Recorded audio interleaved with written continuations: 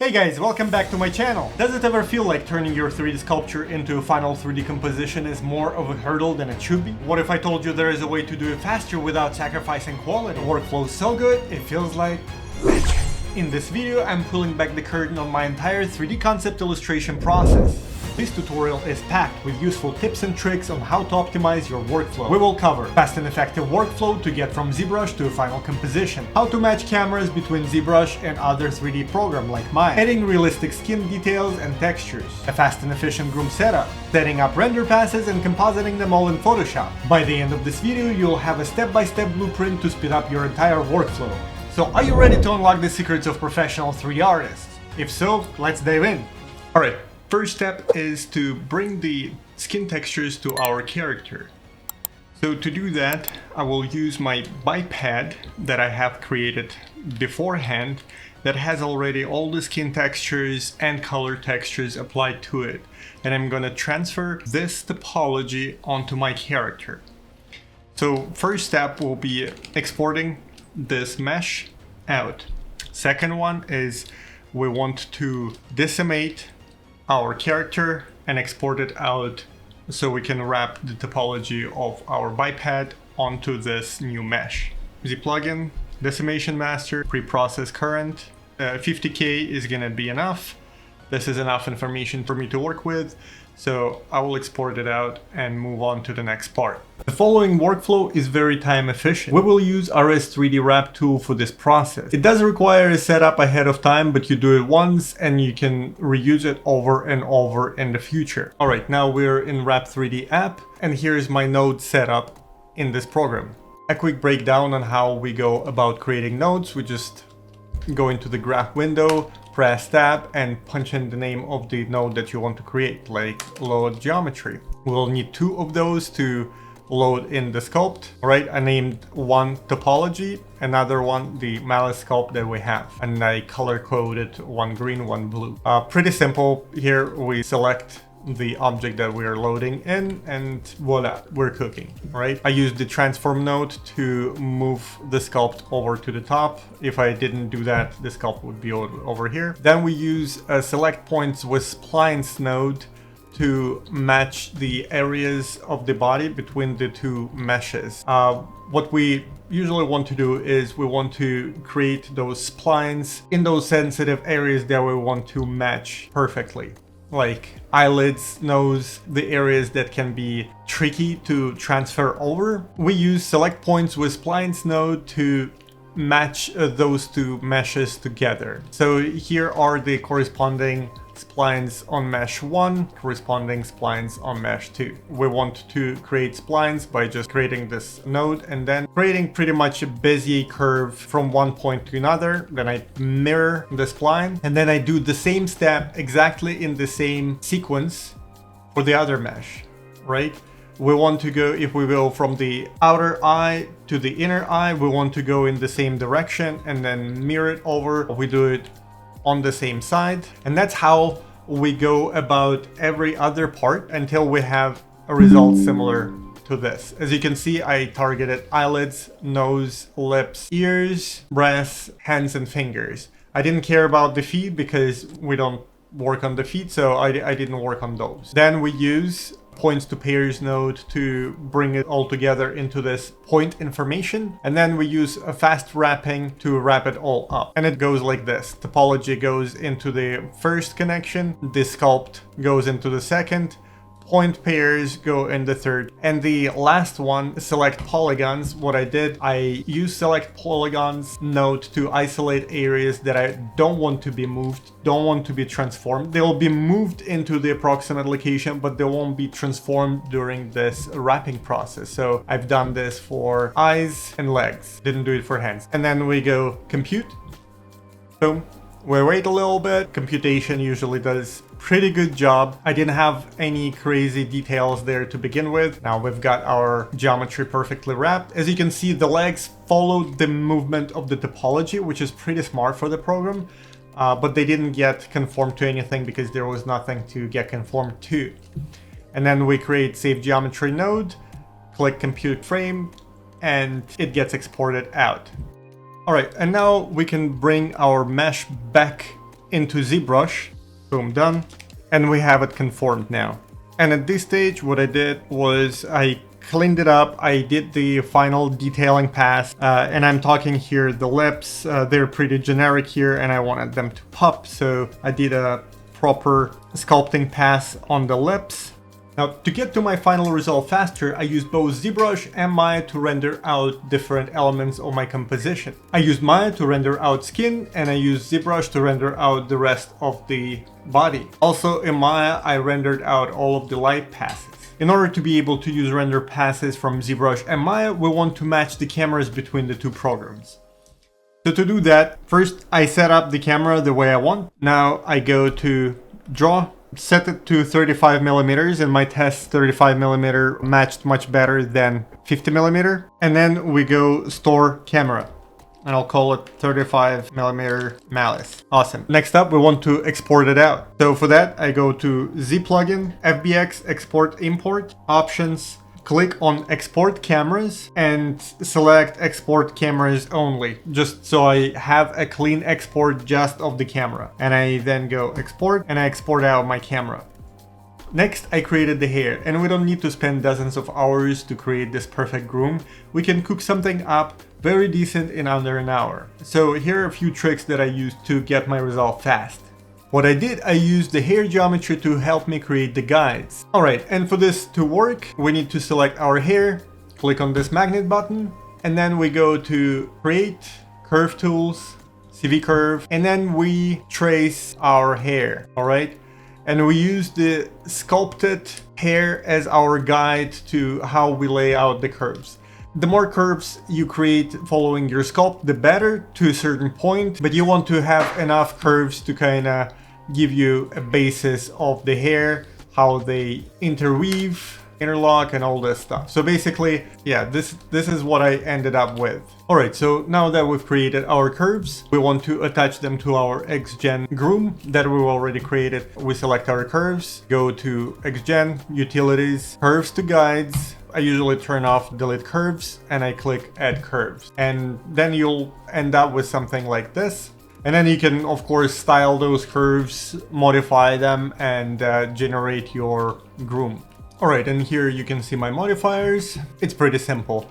First clumping, we set up to guides.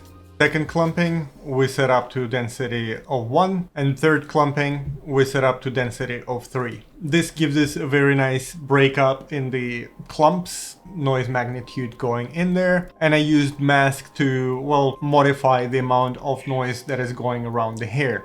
Next up, coil, just to get the hair more exciting there, and cut to randomize the length of the hair. Very standard stuff. This is an overview of my grooming process, but if you would like me to make a separate video on how I do my grooming from start to finish, please let me know in the comments below. Next, of course, is look dev and rendering. In this part, I compressed as much as I could in order to speed up the process. So instead of fine-tuning the materials, lighting, etc., to the perfect result that I wanted, I exported out a bunch of render passes, different lighting scenarios, rim light, front light, side light, and I exported different variations of skin to be able to play with all those different elements inside Photoshop. So here's my quick setup. For the lights, I used a front light, a few rim lights, one side, another side. Now, I need to mention that I do not export 10 different lights at the same time, right? I usually create a couple rim lights, a few lights from a couple sides, and then I play with this stuff in Photoshop and I add more different lights as I see fit. Now, these are the skin textures that we've got from our biped that we wrapped onto Malice body. These are realistic skin details that I wanted to use as a base, but I also had textures that I've painted in ZBrush. So I also rendered out the texture pass that I created in ZBrush with this gothic type makeup, and I used those two texture passes in combination in the final comp in Photoshop. And from ZBrush, I've rendered out a couple passes as well. Just one general lighting. My render settings for ZBrush are as such. I set angle to around 30 and raise to around 40, just to get this nice fall off of the shadows, softer shadows. That's what we want. We just want to avoid the harsh lighting. If we need, we can create it in Maya. So this is what I've exported. Boom. And you save it out. Alright, and a quick note for the skin setup. Nothing fancy here. I didn't paint any specular maps or anything like that. Roughness set to 0.4. My radius is fairly dark so that we don't get very candle wax type of subsurface scatter. It's set to random walk, and the color was connected to the color output. So I set the weight to 0.9 because I wanted a little bit of the diffuse come through. It helped me to get my result a little bit easier. It's cheating, I know. Alright, so one last pass, a very important one that we want to export is a clown pass, so that we can select different parts of her garment, skin, hair, what have you, isolate it nicely and easily, and be able to work with it, play with it in Photoshop. So to get this clown pass, what we want to do is create utility node. We change the shade node of this node to flat and the color mode to object ID. And then we assign shader to the whole character. And just like that, we have our clown pass. Alright, now we're in Photoshop and we're ready to put all those render passes together. So the first layer is going to define the clipping mask for the entire composition of the character. All we have to do to make sure that the clipping mask is applied, we hold down Alt while hovering between the two layers and click left mouse button, and boom, we have a clipping mask going on.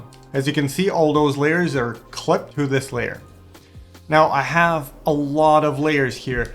As I was progressing the comp, I was rendering out additional layers and duplicating some, modifying some settings and laying over. But the essence of it is my first layer that was appended was the ZBrush pass with all the armor the way I like it. And then I started adding those extra passes and with masking controlling which parts I want to show. The general rule is we want to use normal mode when we're combining different parts of the renders together. And then I use lighten mode to add the highlights to my character. Or for example, if I'm bringing in the rim light, I will set it to the lighten mode. I'll change the opacity, and if needed, I will play with the masking to make sure that it hits only the areas that I want it to hit.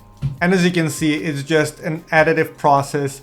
If I want to add shadows, then I will use overlay or multiply or darken mode. You have to play with those different blending modes to see which one suits better for your current composition. As you can see, I'm just adding stuff on top. All of this stuff was created over a few hours of me putting the composition together. I do not come up with all those layers and combinations right off the bat. Alright, so for the hair, I rendered it out and I did a combination of paint over and the render. As you can see for the hair, I have layered the strands over the geometry render and I mixed them with some of the paint over to get this final result. Another thing that I like to do is to lay over some photographic textures over my model to get some nice details going.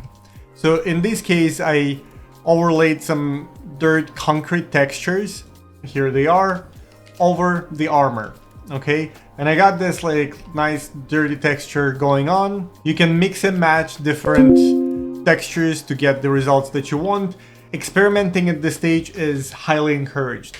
And finally, what I like to do is to add a color lookup node at the top of my composition to color grade the whole thing. So what I usually do for the color lookup node, I go to adjustments, color lookup, and then you play with different 3D LUTs to get some interesting looks going on. It's pretty much like filters in Instagram or something. I almost never use it at 100% strength. This one, for example, is dialed at 67% opacity, and this one is on rather strong side. And finally, I have this filters folder. As you can see, it changes the look quite dramatically, but in fact, there is no magic to it. All it is a bunch of levels and curves that enhance my image. I do have second color lookup that is at 59% opacity. It's film stock 50 if you're interested.